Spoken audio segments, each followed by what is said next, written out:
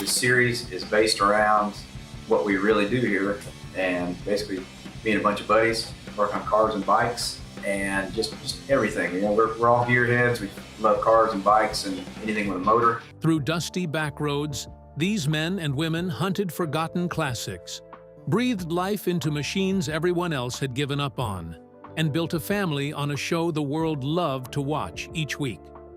Iron Resurrection ran 7 seasons, pulled 1 million viewers per episode, and turned Joe Martin, Amanda, Shag, Shorty, and Pompa into household names. Started out with were actually had a MIG welder. I just had some cut-off wheels, and so I started with that. Then I got a panel beating bag, but it's an afterthought, man. You know, really you're kind of starting from scratch. People don't ever see, man, you know. However, beyond that, some lost everything, others passed away, and the rest faded into obscurity. What tragedies unfolded beyond the cameras? Today, we look at their untold stories and struggles. The last one might change how you remember the show. Amanda Martin. We go back in time to early 2017, a happy time when cameras were still rolling and fans were cheering every build. However, it was also the year when Joe's wife, Amanda Martin, received a phone call that had nothing to do with cars. And the news from that call would turn her life upside down.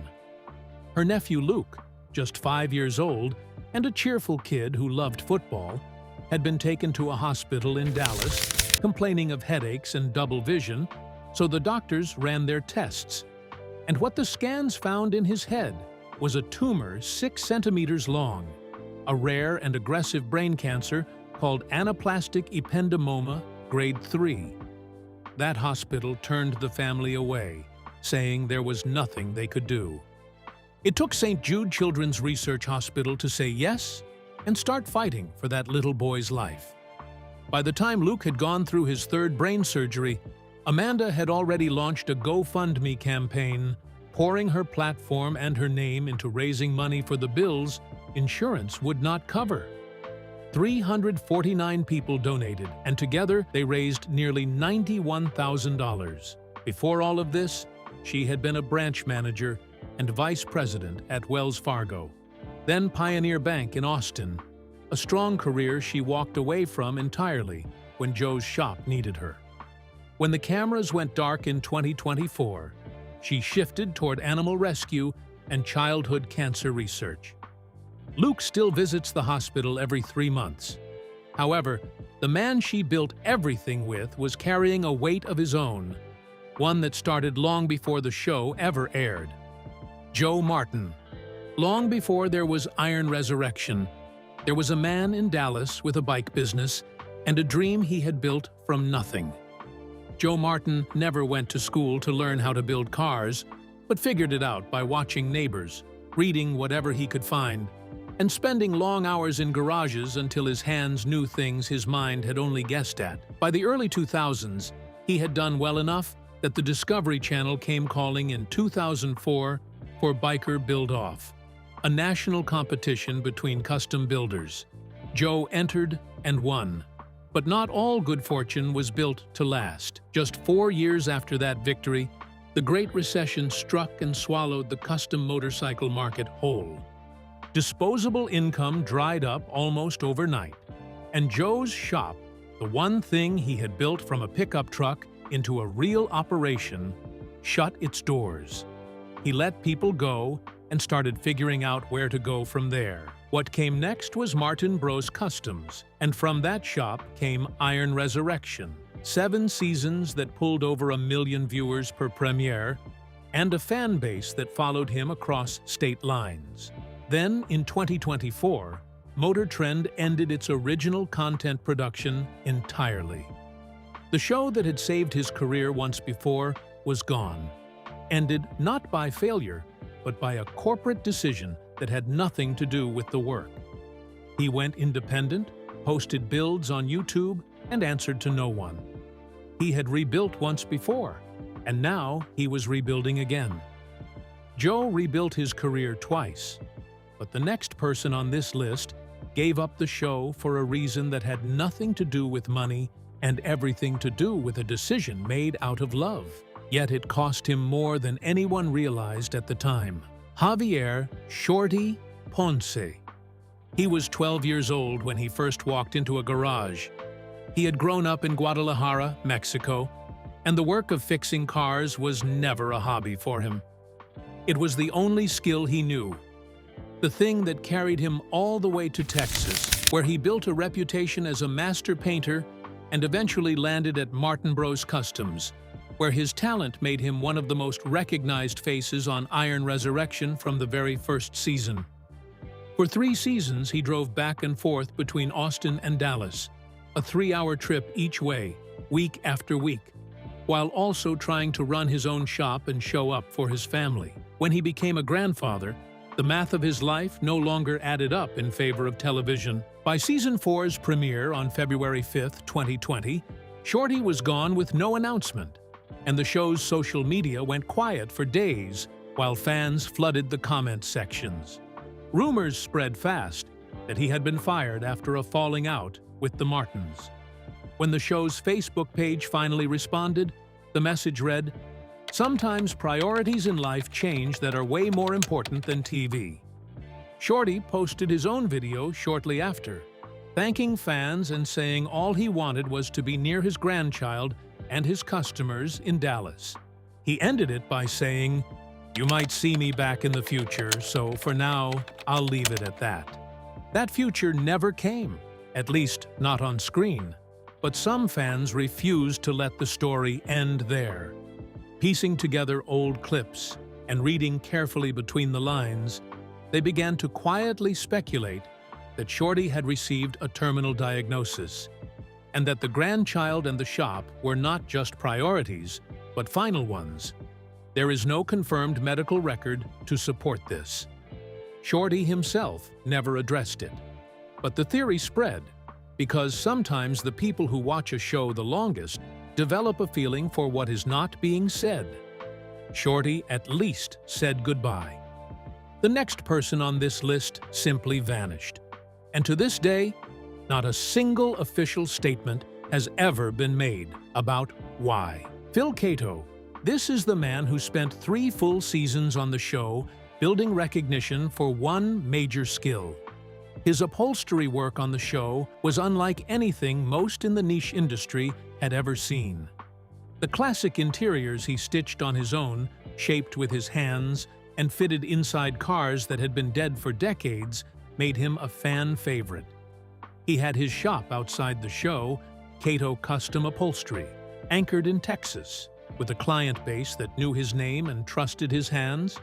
Then his wife was offered a long-awaited job in Georgia, and his life was about to take a huge turn. It was a real opportunity, the kind that didn't come twice. Knowing this, Phil didn't ask her to hold off or find something closer to home. Rather, he packed up the whole operation, from the equipment to the brand, and moved it 1,400 miles east to a city where nobody knew him or his work. And one of the biggest things he left behind was the show at the height of its popularity. His fan base was not happy about this, still asking for him, and their grievance with the show only grew when the network refused to say anything about why he and Shorty went off screen with no official explanation. But his case stood out in many ways. For one, the rumors were not kind to any side, with some conclusions about his private life being too vile to mention and analyze in this video. What we can confirm, though, is that Phil had to quell those damaging rumors by posting a video on his personal blog, explaining calmly that his wife's career came first, Atlanta was home now, and that he had no regrets. He rebranded his business as Fuller Moto, started again in a new city with no established reputation, no local clients who already trusted him, and no famous show to put his name in front of 1 million viewers each week. What had been built over the years in Texas had to be rebuilt from nothing in Georgia. But by his account, this difficult decision was made out of love. Yet the next person's case was a lot more concerning. Pompa. Of all the people who walked away from Iron Resurrection, Pompa is the one nobody ever fully explained, not even the man himself. Many details about him are kept close to the chest, so much so that his real name is rarely used in public records. That alone tells you something about how thoroughly he disappeared. But let's not get ahead of ourselves. Rather, let's trail the clues all the way back to when he joined the show in Season 1. There, he showed up in the 6th episode to help restore a 1964 Cadillac DeVille that had been rotting in pieces. He would go on to stay for 4 seasons, and in that time, he became the crew's designated target for comic relief. He was the Meg of their Family Guy, the man the others startled with fireworks, the one whose reactions made everyone laugh, essentially the resident clown of the shop floor. He was one of those who left the show in Season 4, but in his case, the mysteries go a lot deeper. The network addressed only the others after major backlash from viewers, yet for Pompa, he received nothing. There was no statement, no acknowledgement, and no explanation offered to the fans who had been watching them for 3 years. This strange silence around Pompa went on longer than any other departure. Producers never addressed it, and even Pompa himself never gave an interview. He did not go live on Facebook or post a video to his blog. He simply stopped appearing, and the world he had been part of for years just moved on without him. Many fans had their conclusions about this, with some speculating that being the permanent punchline and target joke of the group had finally taken its toll, implying that the jokes which looked harmless on camera had worn something down over time. There is no evidence for that. There is also no evidence against it. However, one clue seems to imply that he might still be alive and well. In May 2025, Joe Martin posted a birthday video for Pompa, which was essentially a throwback clip from the old days with a lighthearted caption. Many saw it as a public acknowledgement that the man was still alive and still remembered. Yet Pompa never responded publicly, causing some to conclude that something may have indeed happened to him, and to this day, he remains one of the most invisible persons on that show. Michael Zabanik. We move on to the member who got married for the first time in 1980 out in Dallas County, Texas. He and Valerie K. McWhorter tied the knot that year and had 3 children together. That marriage ended in 1993. Fast forward 13 years, and he got married again, this time to Kimberly K. Thomas in November 2011. That marriage ended in January 2014, after just over 2 years. Aside from personal troubles at home, Michael, also known as Mike Z, at this time was 62 years old when the show finally wrapped. At this time, he had spent more than 4 decades doing physically demanding work from welding, fabricating, bending, and shaping metalwork. He had appeared on the show from its very first season through Season 4, and then he too was gone. Interestingly enough, the network said nothing, and Mike somehow managed to say less. He keeps a small Instagram account on which he has given no explanation for his exit, having a few thousand followers returning for posts and updates about cars with no personal disclosures or interviews. The man who appeared on national television for 4 seasons returned to the private life he had before the cameras arrived. Or at least, that was what he wanted the world to believe. A closer look shows clues allegedly sounding less like peace and more like someone who decided the world did not need or deserve any more information from him. His net worth is estimated somewhere between $500,000 and $2 million, depending on the source. This wide gap suggests that very little is actually known about his finances. As of May 2026, it's well known that he still works on cars, builds things with his hands, and, even at his age, still strives to remain in a trade that breaks down knees, shoulders, and backs over time. He has no confirmed relationship and has kept everything that matters to him entirely out of sight ever since. Matt D.J. Shidarowicz.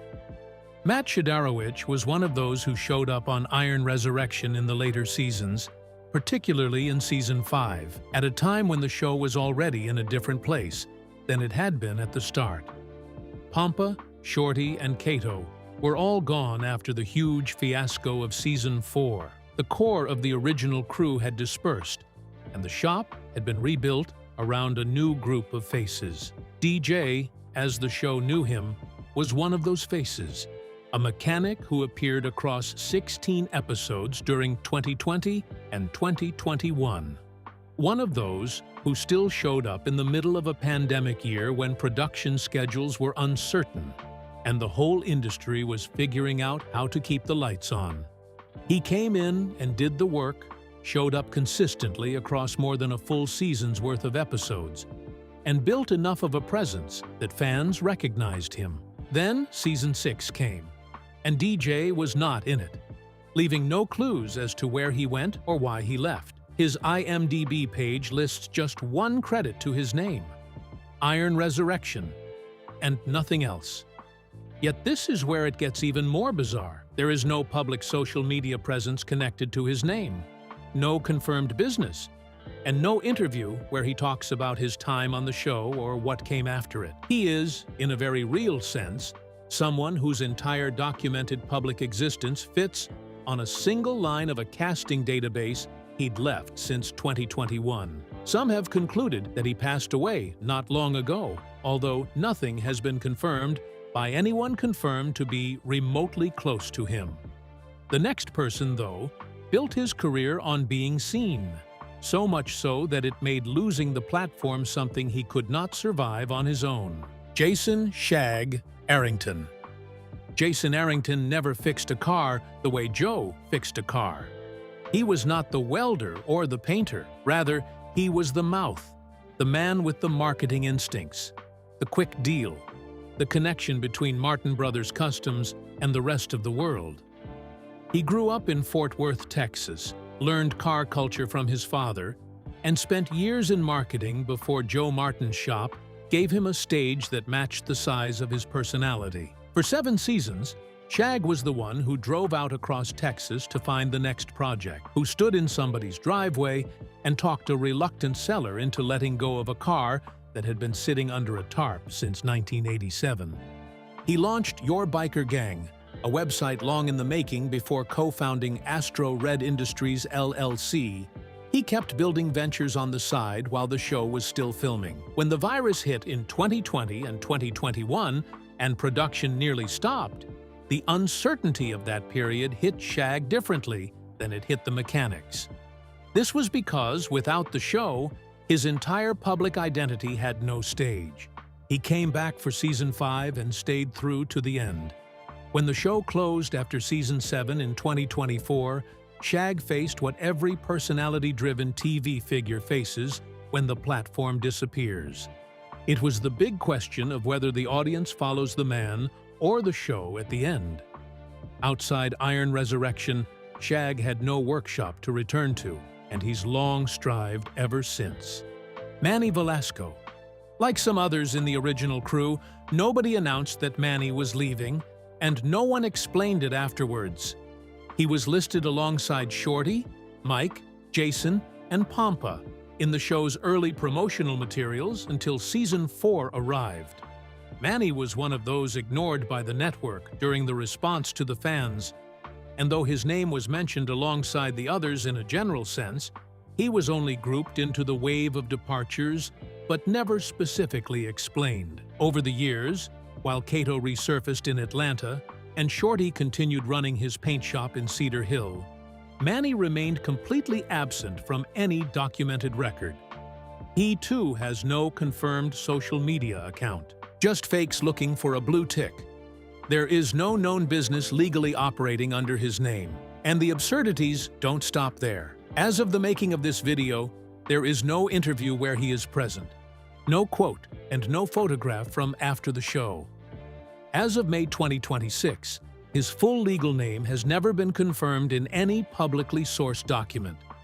He existed on television as Manny as one name and role, and then he was simply not there anymore. Of all the people who passed through Martin Bros Customs in front of a camera, Manny is the one who left the least trace behind. The common thought is that the man has made himself unreachable by choice. But this conclusion is made on the hopes that nothing tragic happened to him. So until the opposite rings true, fans would have to hope and see. However, what comes next might change how you remember the show. Jason Martin. We conclude with the one person who was most ignored both by the show and its biggest supporters. Without him, the show wouldn't exist. Some even believe he played a much bigger role in the show than the man himself. Jason Martin was there when Martin Bros Bikes was born out of a small Dallas operation, when the two of them were taking calls from Discovery Channel producers and trying to figure out if they could actually pull off a television show. He was there for his brother in 2008, when the Great Recession killed the motorcycle market and the business they had built together, but he is rarely credited with it. He was the one who helped build Martin Brothers Customs from the ground up. And when Iron Resurrection finally went to air in 2016, he was one of the lead producers, the one who called the shots more times than the cameras led everyone to think.